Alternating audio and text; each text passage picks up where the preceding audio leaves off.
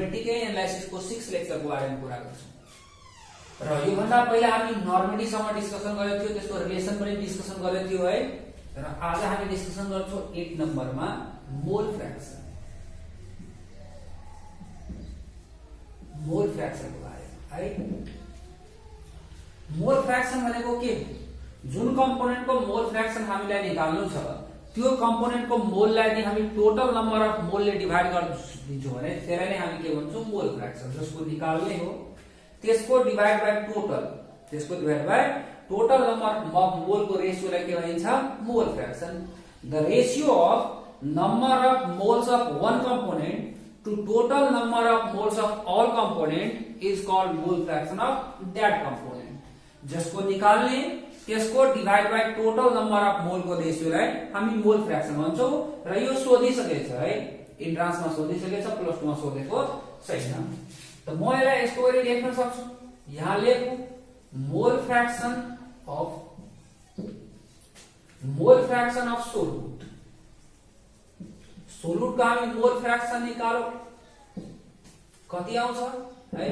n solute by n solute plus n solvent. जसको निकाल्ने हो त्यसको divide by total number of mole को रेशियोलाई के भन्छौं? मोल फ्र्याक्सन। त सोलुट को मोल फ्र्याक्सन निकाल्नु छ त हामी के लेख्छौं? सोलुट को mole divide by solute plus solvent को मोल। यस्तै गरी निकाल्यो भने मोल फ्र्याक्सन अफ सल्भेन्ट। यदि सल्भेन्ट को मोल फ्र्याक्सन निकाल्नु छ भने हामी भन्छौं number of moles of solvent n solute solvent divide by n solute plus m solvent. जसको निकाल्ने हो त्यसको divide by total number of mole को रेशियोलाई हामी के भन्छौं? मोल फ्र्याक्सन। ठीक छ। यस्तै गरी 9 नम्बरमा हामी लेख्न सक्छौं मास फ्र्याक्सन है। मास फ्र्याक्सन भनेको हाम्रो के को रेशियो? मास को रेशियो है। त यहाँ यो लेख्न सकिन्छ mass fraction of solute equal to हामी लेख्न सक्छौं मास अफ सोलुट छ weight of solute divide by यहाँ लेख्न सकिन्छ weight of solute plus weight of solvent. Directly यसलाई यस्तो गरी लेख्न सक्छौं हामी वेट अफ सोलुसन है। जसको निकाल्ने त्यसको डिवाइड बाइ टोटल को mass. Mole fraction mass fraction of solvent त हामी लेख्छौं weight of solvent by weight of solution. मतलब मोल फ्र्याक्सन भनेको मोल को रेशियो हो, मास फ्र्याक्सन भनेको के को रेशियो हो? मास को रेशियो। ठीक छ। जसको निकाल्ने हो त्यसको divide by total number of mole को रेशियोलाई हामी के भन्छौं? मोल फ्र्याक्सन। जसको निकाल्ने त्यसको डिवाइड बाइ टोटल मासलाई हामी के भन्छौं? मास फ्र्याक्सन। अब यहाँ हामी नोट गरेर लेखौं है। नोट गरेर लेखौं, 2-4 वटा प्वाइन्ट लेखौं। नोटमा के लेखौं? हाम्रो मोल फ्र्याक्सन मोल को रेशियो थियो, मास फ्र्याक्सन मास को रेशियो थियो। तो यदि मोल फ्र्याक्सन मोल को रेशियो हो, मास फ्र्याक्सन मास को रेशियो हो भने यसमा युनिट हुनु पर्ने कि नहुनु पर्ने है? मोल मोलमा मोल को युनिट काटिन्छ, मास मासमा मास को युनिट काटिन्छ है। त हामी लेख्न सक्छौं mole fraction and mass fraction are unitless, मतलब डाइमेन्सनलेस। मोल फ्र्याक्सन एन्ड मास फ्र्याक्सन के भने मैले युनिटलेस है। मोल फ्र्याक्सन र मास फ्र्याक्सनमा युनिट चाहिँ हुँदैन। अर्को चीजहरु मोल फ्र्याक्सन जुन छ नि जसको निकाल्छौं त्यसको डिवाइड बाइ टोटल को रेशियो र मास फ्र्याक्सन पनि जसको निकाल्छौं त्यसको डिवाइड बाइ टोटल मास को रेशियो। त यदि ओन्ली वन कम्पोनेन्ट छ, एउटा मात्र कम्पोनेन्ट छ भने माथि जे भ्यालु आउँछ तल पनि त्यही भ्यालु आउँछ। तर एक भन्दा बढी कम्पोनेन्ट छ भने माथि कम हुन्छ तल बढी हुन्छ। जस्तै सोलुट को निकाल्छौं भने माथि सोलुट मात्र हुन्छ, तल सोलुट प्लस सल्भेन्ट पनि हुन्छ। जसकारणले यसको म्याक्सिमम भ्यालु 1 हुन सक्छ। कुनै पनि कम्पोनेन्ट को मोल फ्र्याक्सन या मास फ्र्याक्सन को भ्यालु 1 भन्दा बढी पोसिबल छैन। म्याक्सिमम प्योर छ ओन्ली 1 त्यही कम्पोनेन्ट मात्र छ भने मोल फ्र्याक्सन या मास फ्र्याक्सन को भ्यालु कति हुन्छ? 1 हुन्छ। जस्तै हेरौं मोल फ्र्याक्सन अफ प्योर वाटर, त मोल फ्र्याक्सन अफ प्योर वाटर कति हुन्छ 1, तर त्यसमा अलिकति रेसियो राखिदिन्छु भने लेस देन कति हुन्छ 1, त म्याक्सिमम भ्यालु कति हुन सक्छ 1 हुन सक्छ, 1 भन्दा बढी हुन सक्दैन। हामी लेख्न सक्छौं यहाँ the value of mole fraction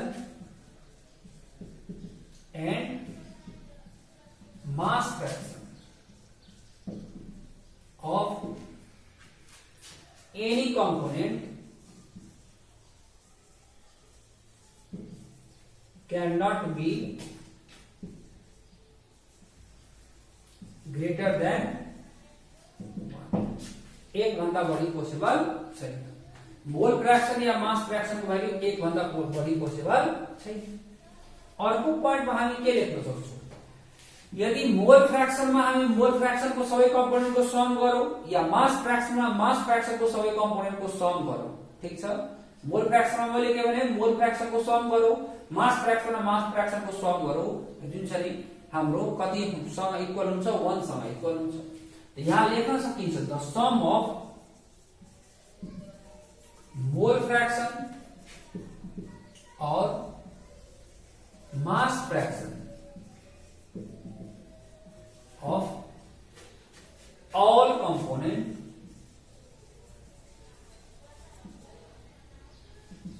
are equal to कति unity।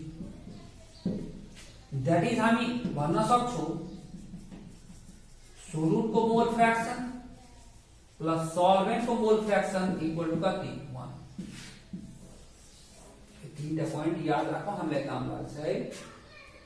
मैले भने 1 नम्बरमा मोल फ्र्याक्सन मास फ्र्याक्सन युनिटलेस हो, मोल फ्र्याक्सन र मास फ्र्याक्सन कुनै कम्पोनेन्ट को 1 भन्दा बढी पोसिबल छैन र सबै कम्पोनेन्ट को मोल फ्र्याक्सन को सम गरौं और मास फ्र्याक्सन को सम गरौं। फेरि यहाँ कतिले मोल फ्र्याक्सन एन्ड मास फ्र्याक्सन बुझिहाल्छ, मोल फ्र्याक्सन र मास फ्र्याक्सन को सम बुझ्दैन। मोल फ्र्याक्सन र मोल फ्र्याक्सन को सम, मास फ्र्याक्सन र मास फ्र्याक्सन, मोल र मास फ्र्याक्सन जोड्ने हैन, ठीक छ है। अब यसको 2-4 वटा क्वेशन गरि हेरौं।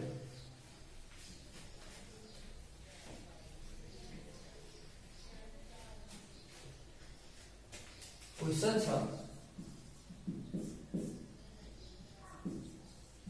The mole fraction of ethyl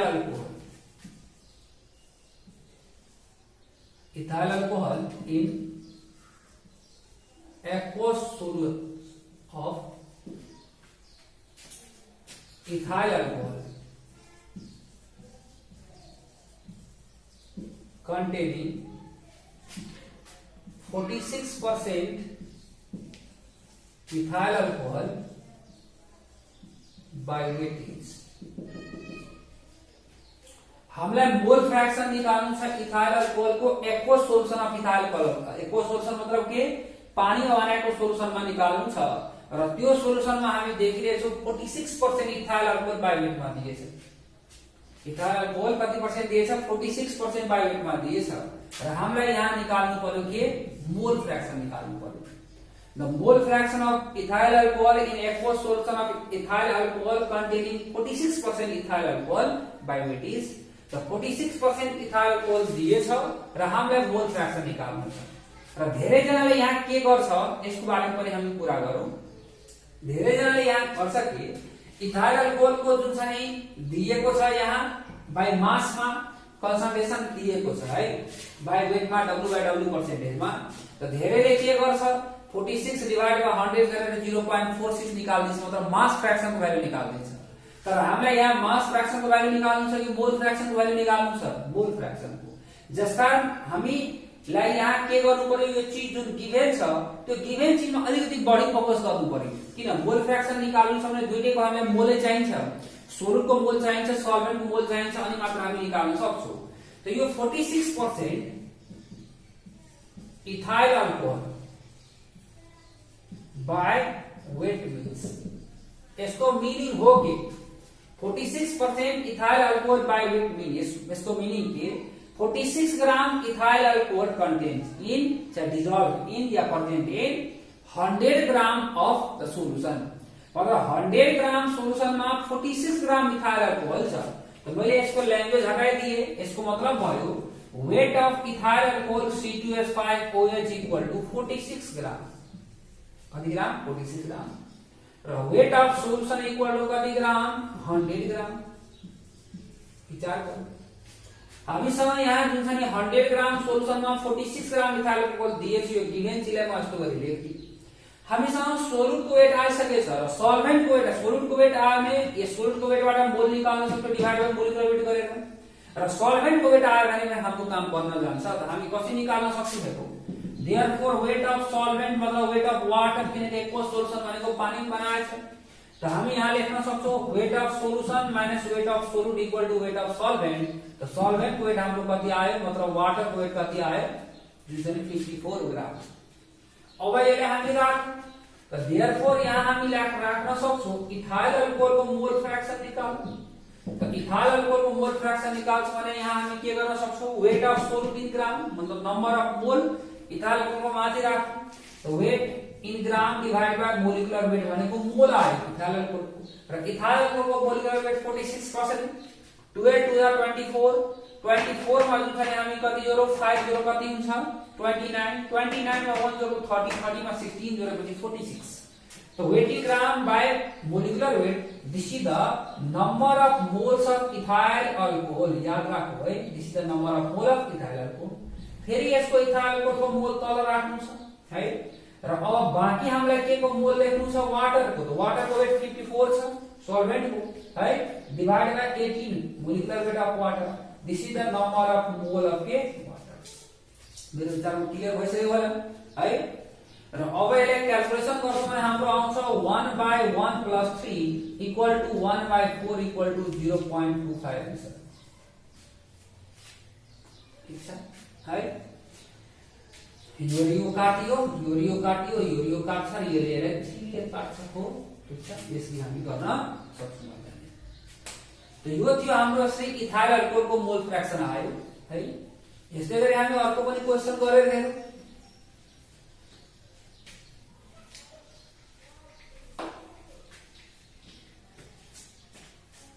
अर्को क्वेशन हामीसँग के छ the mole fraction of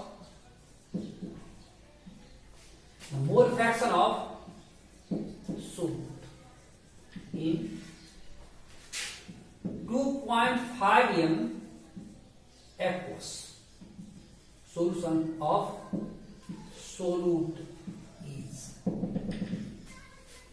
mole fraction हामीले सोलुट को निकाल्नु छ 2.5 m aqueous solution of solute मा ठीक छ अब यहाँ हामी राम्रोसँग विचार गरौँ हामीलाई यो मात्र चीज दिएको छ अरु केही पनि चीज दिएको छैन है ठीक छ र हामी यस्तो गरी यहाँ सोचिरहन्छौं कि जस्तै यहाँ निकाले त्यस्तै गरी हामी यहाँ निकालो weight of solute in gram divide by molecular weight mole आउँछ अनि यसलाई क्याल्कुलेसन गर्छौं हाम्रो आन्सर आउँछ तर यो तरिकाले सोच्नु भनेको गलत हो किनकि यहाँ हामीले यदि बाइ द वे सोलुटको वेट आयो भने सोलुटको वेटबाट मोल निकाल्नलाई हामीलाई मोलिकुलर वेट चाहिन्छ र हामीसँग मोलिकुलर वेट गिभेन छ छैन किनकि यहाँ सोलुटको बारेमा हामीलाई जानकारी दिएको छैन जसकारणले यदि यही तरिका गरियो weight of solute divide by molecular weight गरेर मोल निकाल्न भने हामी फस्छौं है जसकारणले मैले जहिले पनि भनेछु यदि हामी कुनै प्रब्लम सल्भ गरिरहेछौं भने हाम्रो काम हो प्रब्लममा जे चीज गिभेन छ त्यही चीजलाई फोकस गर्ने दुई-चार पटक त्यसमा दिमागमा स्ट्रेस दिएर सोच्ने हो है कि त्यसले के भन्न खोजेछ अनि मात्र हामी काम अगाडि बढाउन सक्छौं है यसको लागि हेरौँ त 2.5 m एक्वस सोल्युसन दिएछ र यो m स्मल m को मतलब के हुन्छ मोलालिटी स्मल m को मतलब के मोलालिटी यसको मिनिङ खोजौं जस्तै कुनै सोल्युसनको मोलालिटी 1 छ यसको मतलब के 8 kg सल्भेन्टमा 1 kg सल्भेन्टमा 1 मोल सोलुट छ 1 kg सल्भेन्टमा 1 मोल सोलुट छ जस्तै त्यो सोल्युसनको मोलालिटी 2.5 छ यसको मतलब के 2.5 मोल सोलुट छ 1 kg सल्भेन्टमा यसको मिनिङ क्लियर भयो त म यहाँ लेखे 2.5 m aqueous solution of solute means यसको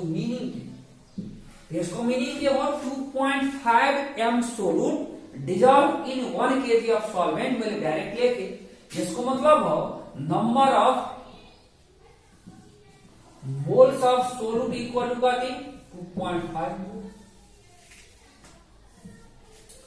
र weight of solvent equal to कति 1 kg र weight of solvent equal to 1 kg मतलब एक्वस सोलुसन छ जसका वेट अफ सॉल्वेंट को ठाउँमा हामी यहाँ के लेख्न सक्छौं weight of water equal to कति 1 kg र मलाई लाग्दैन कि अब सायद कसैले हुँदैन होला है। अब यदि हामी मोल फ्र्याक्सन निकाल्न चाहन्छौं भने हामी मजाले निकाल्न सक्छौं। त यसको मोल फ्र्याक्सन निकाल्न चाहन्छौं भने हामीलाई यहाँ के गर्नु पर्यो mole fraction of solute equal to number of moles of solute माथि र 2.5 र 2.5 माथि राख्दिए र अब 1 kg जुन छ नि यहाँ फेरि तल पनि राख्नु पर्यो यसको मोल र यसको 1 kg को मतलब कति ग्राम हो 1000 ग्राम।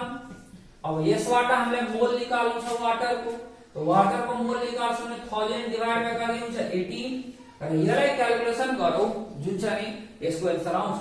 त 1000 डिवाइड बाइ 18 भनेको यो भन्दा पहिला क्याल्कुलेसन गरे जस्तो लाग्छ 55.5 तो यो 55.5 पर्ने यो 2.5 भयो ठीक छ र अब यसलाई हामी जोडौं यसलाई जोडेपछि हाम्रो हुन्छ कति हेरौं त यो 5 को 5 भयो यहाँ यो 5 जुन छ नि जोडेपछि कति हुन्छ 10 र यो 2 र यो 5 जोडेपछि हाम्रो कति हुन जान्छ 257 भयो 7 मा 1 जोडेपछि कति भयो 8 भयो र यो जुन छ 58.0 58 ने मान है र यसलाई 58 मानेर हामी सिम्प्लिफाई गर्न सक्छौं मजाले है र यसलाई 58 मानेर सिम्प्लिफाई गर्छौं भने मेरो विचारमा 0.043 आउँछ है 0.043 किन यदि यो पार्ट मैले हटाइदिए यो पार्ट मैले नेग्लेक्ट गरिदिए यो पार्टलाई जुन चाहिँ उडाइदिए भने यो हुन्छ 2.5 बाइ जुन छ नि 2.5 बाइ 58 2.5 बाइ 58 हुनु पर्दा यहाँबाट प्वाइन्ट हट्यो भने यहाँ 0 आउँछ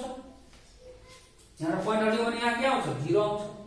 अब हेरौं यदि हामी यसलाई क्याल्कुलेसन गर्दाखेरि एउटा प्वाइन्ट राख्छौं भने यहाँ जुन छ नि 250 हुन्छ त 250 लाई 580 मतलब 580 ले डिवाइड गर्न सक्दैन त्यसका एउटा 0 हुन्छ है र त्यसपछि हामीले अझ क्याल्कुलेसन अगाडि बनाउँछौं। तर यदि यहाँ अप्सन दिएको यो चाहिँ पनि हामीले विचार गर्नुपर्ने छ यस्तो खाले केसमा यस्तो खाले क्याल्कुलेसनहरु आयो र अप्सन दिएको छ भने त्यहाँ विचार गर्ने हुन सक्छ कि प्वाइन्ट पछि एउटा 0 भएको अप्सन एउटा मात्र दिएको होला यदि प्वाइन्ट पछि एउटा 0 भएको अप्सन एउटा मात्र छ भने हाम्रो आन्सर त्यही हुन्छ हामीले क्याल्कुलेसन गर्न जरुरी छैन यो चाहिँ विचार गर्ने र इन्ट्रान्समा कमन सेन्स एकदम जरुरी हुन्छ है जसकारण यो चाहिँ सबैले विचार गर्नु पर्यो अप्सन हेरेर पनि जुन छ नि हामी आन्सर निकाल्न सक्छौं चाँडो है ठीक छ।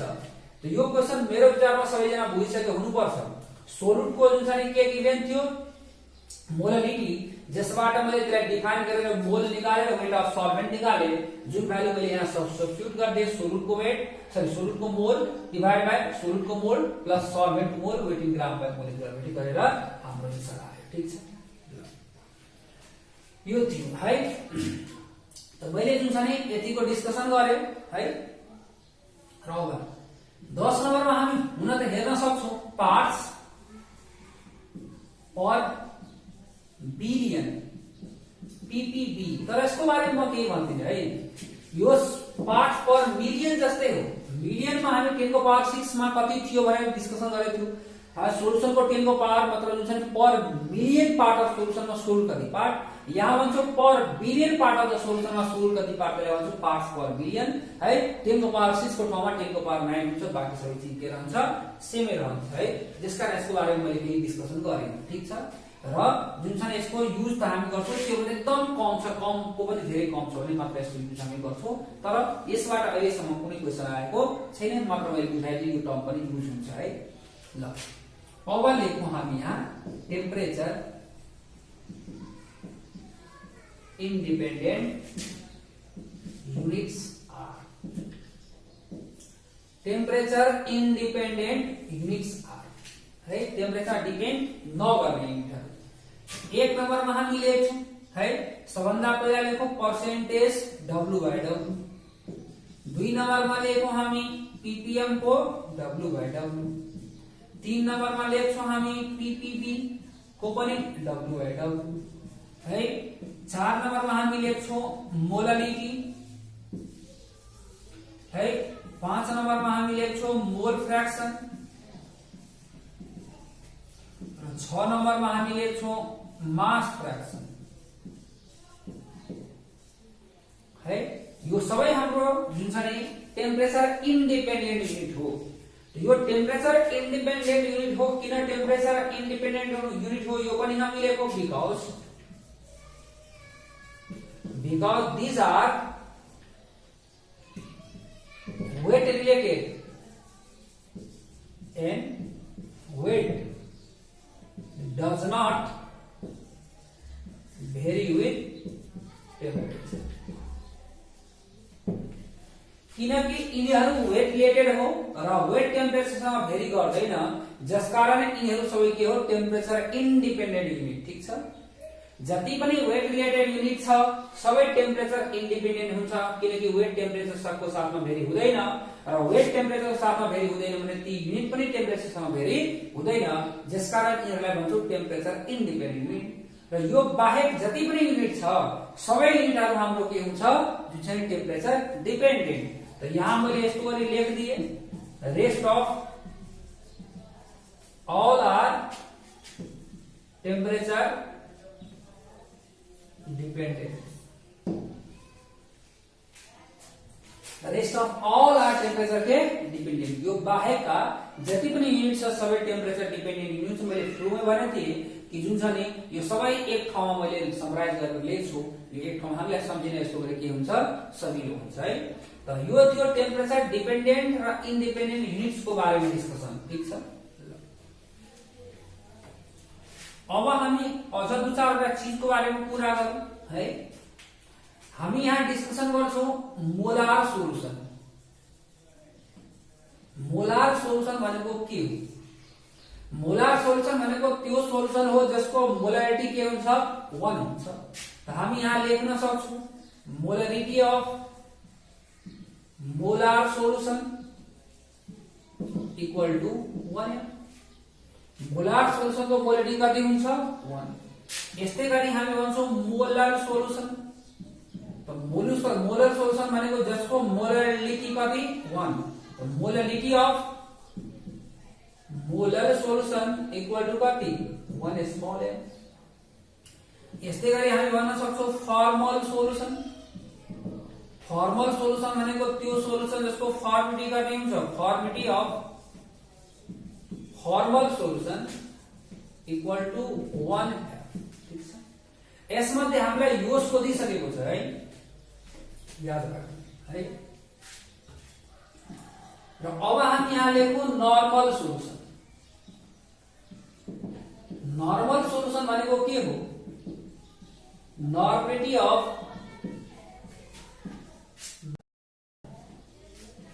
इक्वल टू 1n है। यस्तै गरी हामी भन्न सक्छौं सेमी नर्मल सोलुसन। अब म डाइरेक्ट लेखेँ normality of semi normal solution equal to n/2 है। सेमी नॉर्मल सोलुसन को लागि भयो। यस्तै गरी नॉर्मलिटी अफ हामी भन्न सक्छौं डेसी नॉर्मल सोलुसन कति हुन्छ n/10। यस्तै गरी नॉर्मलिटी अफ हामी भन्छौं सेन्टी नॉर्मल सोलुसन मतलब के n/100। यस्तै गरी नॉर्मलिटी अफ हामी भन्न सक्छौं मिली नॉर्मल सोलुसन n/1000। यस्तै गरी हामी भन्न सक्छौं पेन्टी नॉर्मल सोलुसन को नॉर्मलिटी कति n/5। Penta normal solution. अब यसबाट हामीले जुन पनि सोधिसकेको चीज हो मोलार सोलुसन भनेको सोधिसकेछ, यो सोधिसकेछ, यो सोधिसकेछ है र यो सोधिसकेछ। यहाँसम्म बाँकी अब जुन चाहिँ जे छ जसो गरी हामी गर्न सक्छौं। त हामी यसलाई जस्तै नर्मल सोलुसन को डिफाइन गरेको छ, सेमी नर्मल सोलुसनलाई डिफाइन गर्नु पर्यो भने हामी के कसरी गर्छौं? What is semi normal solution सोधियो। The semi normal solution is the solution है whose normality is equal to half of normal solution भन्न सकिन्छ सिम्पल भाषामा। यदि यसलाई लामो तरिकाले हामीले भन्नु छ प्लस 2 मा लेख्ने गरी जुन चाहिँ मार्क्स ल्याउने गरी लेख्नु छ भने हामी भन्न सक्छौं है the solution in which half number of gram equivalent of solute is dissolved in its 1 liter of solution is known as semi normal solution। मतलब half mole 1 litre half gram equivalent. मतलब यदि हामीलाई molarity of semi molar solution भन्यो भने त मोल लिन्छौं, तर नर्मेटिभ भनेछ भने हामी के लिन्छौं है, नर्मल सोल्युसनमा नम्बर अफ ग्राम इक्वाइल लिन्छौं। र हाफ नम्बर अफ ग्राम इक्वाइल यदि 1 लिटर सोल्युसनमा छ भने त्यसलाई भन्छौं सेमी नर्मल। 1/10 नम्बर अफ ग्राम इक्वाइल छ भने 1 लिटरमा भने त्यसलाई के भन्छौं डेसी नर्मल सोल्युसन। त्यस्तो गरी भनौं या डाइरेक्ट यस्तो गरी बुझ्यो, हामीलाई त गाउँछ यस्तो गरी बुझिए मात्र काम चल्छ है, हामीले बुझ्नु है मात्र छ, बुझे पनि हाम्रो काम चलिहाल्छ। ठीक छ, त यो थियो सेमी नर्मल डेसी नर्मल यताउताको बारेमा डिस्कसन। ठीक छ, अब यसमा युज हुने टर्मको बारेमा हामी डिस्कसन गर्दैछौँ है। यसमा युज हुने टर्म हाम्रो छ अननोन सोल्युसन। अननोन सोल्युसन सबै सोधिसकेको चिजहरु हो। अननोन सोल्युसन भनेको त्यो सोल्युसन हो जसको कन्सन्ट्रेसन के हुन्छ अननोन हुन्छ। त यहाँ हामी लेख्न सक्छौं हुज कन्सन्ट्रेसन इज के अननोन, हुज कन्सन्ट्रेसन के अननोन। अर्को हामीसँग छ स्ट्यान्डर्ड सोल्युसन।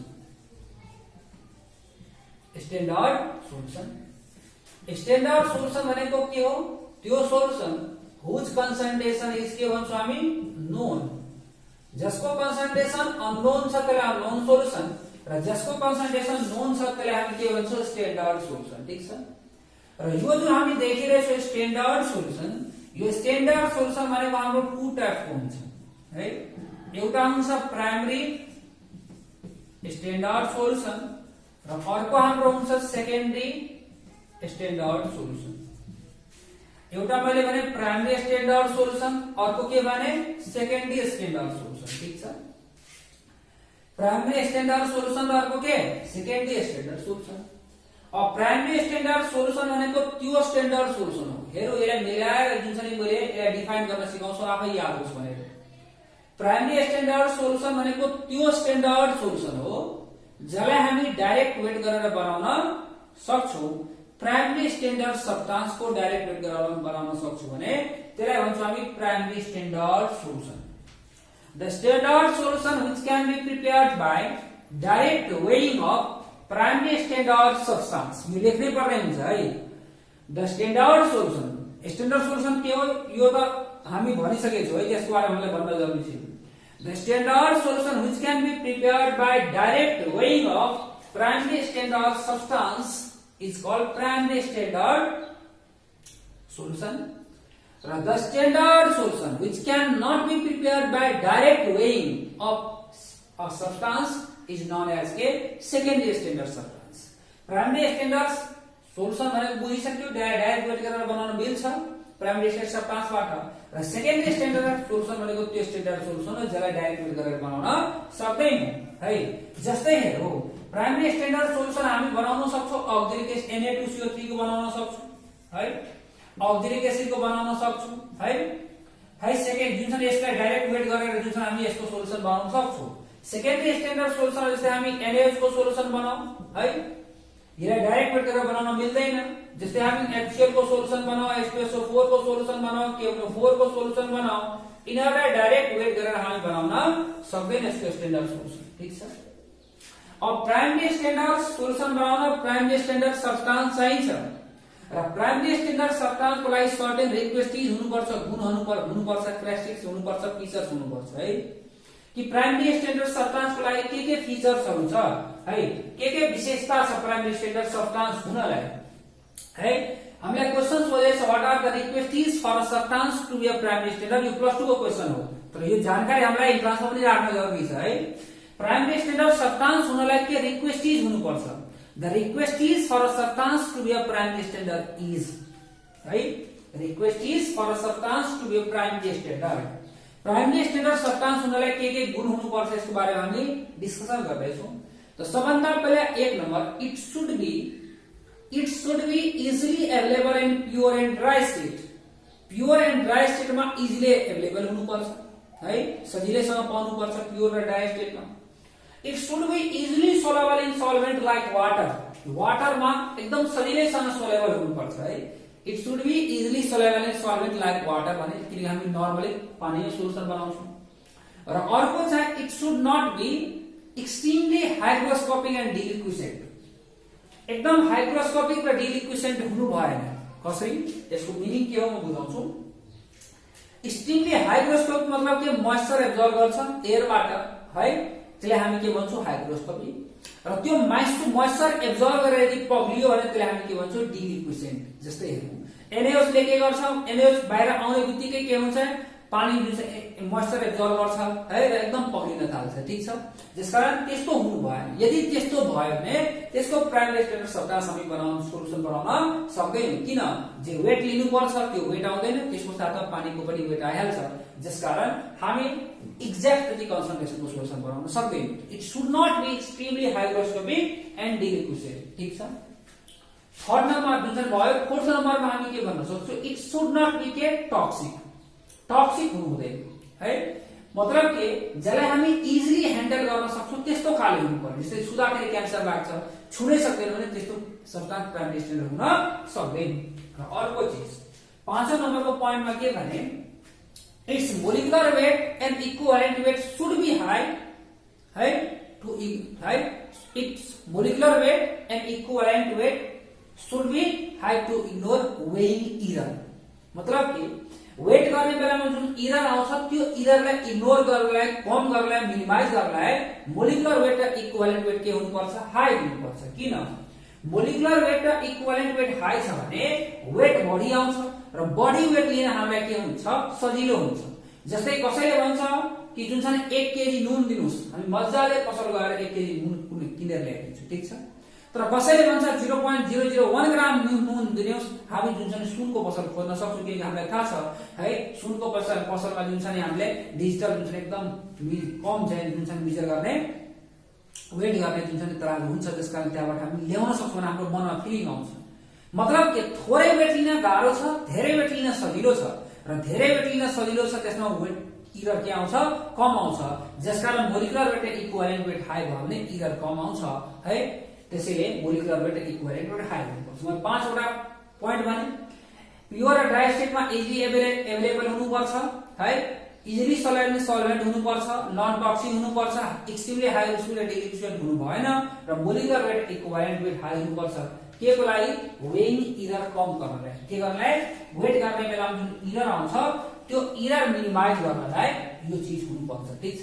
यो थियो प्राइमरी स्ट्यान्डर्ड सब्स्टान्स हुनलाई चाहिएको विशेषताहरू, रिक्वेस्टिजहरू, ठीक छ। र अब हामी डिस्कसन गरौँ। अब डिस्कसन गर्छौँ हामी फ्याक्टर, यहाँ लेखौँ यहाँ नर्मेटिभ फ्याक्टर, यसले हामी F ले नोटेसन गर्छौँ। फ्याक्टर भनौँ या नर्मेटिभ फ्याक्टर भनौँ, हामी नर्मेटिभ फ्याक्टर या फ्याक्टर भनेको के भन्छौँ, वेट अफ सोलुट टेकन, कति सोलुट हामी लिएछौँ, यहाँ लेख्छौँ weight of solute to be taken, कति हामीलाई लिनुपर्ने हुन्छ है, कति सोलुट लिएछौँ र कति सोलुट लिनुपर्ने हुन्छ है, यसको रेसियोलाई हामीले के भन्छौँ, हामी भन्छौँ यसलाई नर्मेटिभ फ्याक्टर या भनौँ फ्याक्टर, ठीक छ। र यो किन निकाल्नु पर्छ यसको बारेमा पनि म भन्छु। हामीले यहाँ exact normality of solution equal to proposed normality into, यदि हामीलाई 0.1n को सोलुसन बनाउनु छ है, 0.1n को कुनै सोलुसन बनाउनु छ, त्यसको लागि जति वेट चाहिन्छ त्यति एक्ज्याक्ट वेट आउँछ भने जरुरी छ छैन, त्यसको अराउन्डमा हामी वेट लिइदिन्छौँ। र अराउन्डमा वेट लिइदिन्छ, जस्तै मैले एउटा इक्जाम्पल लिए, कुनै इक्जाम्पल लियो, हामीलाई जस्तै जुन चाहिँ 0.1n को 100 ml को कुनै सोलुसन बनाउनु थियो, त्यसको लागि 0.53 ग्राम वेट चाहिन्छ, यो निकालेको है। हामीलाई कुनै मानव सोडियम कार्बोनेटको छ, कुनैको एमएलए कुनै को सोलुसन बनाउनु छ, जसको लागि हामीले वेट निकाल्दाखेरि जुन चाहिँ चाहियो 0.530 ग्राम वेट। तर यो 0.530 ग्राम वेट एक्ज्याक्टली लिन गाह्रो छ, सकिँदैन भने छैन, सकिन्छ तर टाइम धेरै लाग्छ है र गाह्रो हुन्छ, डिफिकल्टी हुन्छ। हामी के गर्छौँ, यसको अराउन्डमा वेट लिइदिन्छौँ है, मतलब के 0.529 आउन सक्छ है, अब यसलाई बढाउँछु, यदि अलिकति बढाउँछु भने धेरै बढिहाल्छ, घटाउँछु भने धेरै घटिहाल्छ। हुन सक्छ 0.532 ग्राम आइदिन्छ है, आउन सक्छ। यो हामीले लिनु पर्ने थियो, तर यसको ठाउँमा हामी यो एरोनको वेट लिन्छौँ र यो एरोनको वेट लिन्छौँ भने त्यो 0.1 n के बन्छ भन्दैन, किन वेटै फरक परिहाल्यो। अब त्यो बन्यो कतिको, त्यसकारणले हामी बनाउन खोजेको थियो 0.1, बनाउन खोजेको थियो 0.1, त्यसमा यो फ्याक्टर मल्टिप्लाई गरिदिन्छु, मतलब टेकन वेट डिभाइड बाइ लिनु पर्ने वेट मल्टिप्लाई गरिदिन्छु भने एक्ज्याक्ट कति कन्सन्ट्रेसनको सोल्युसन बन्छ यो हामी थाहा पाउन सक्छौं। मतलब के प्रपोज कन्सन्ट्रेसन या नर्मिटीमा नर्मिटी फ्याक्टर मल्टिप्लाई गरिदिन्छु भने हामीलाई के आउँछ, एक्ज्याक्ट नर्मिटी आउँछ। कुनै सोल्युसनको एक्ज्याक्ट कन्सन्ट्रेसन निकाल्नलाई प्रपोज कन्सन्ट्रेसन मतलब बनाउन खोजेको कन्सन्ट्रेसनमा यदि फ्याक्टर मल्टिप्लाई गरिदियो भने के आउँछ, हाम्रो एक्ज्याक्ट कन्सन्ट्रेसन आउँछ। त यो नर्मिटी छ, त यहाँ मैले नर्मिटी लिएछु। बाइ द वे यहाँ जुन छ नि नर्मिटीको ठाउँमा कन्सन्ट्रेसन भएको मैले लेख्थे exact concentration of solution equal to हामी लेख्छौं proposed concentration of solution into के।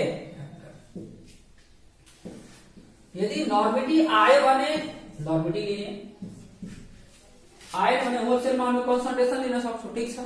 त किन नर्मिटी फ्याक्टर चाहिन्छ, किनकि एक्ज्याक्ट कन्सन्ट्रेसन पाउनलाई प्रपोज गरेको कन्सन्ट्रेसन र नर्मिटी फ्याक्टर मल्टिप्लाई गर्यो भने एक्ज्याक्ट कतिको कन्सन्ट्रेसनको सोल्युसन बन्छ है, त्यो थाहा पाउन हामीलाई नर्मिटी फ्याक्टर चाहिन्छ।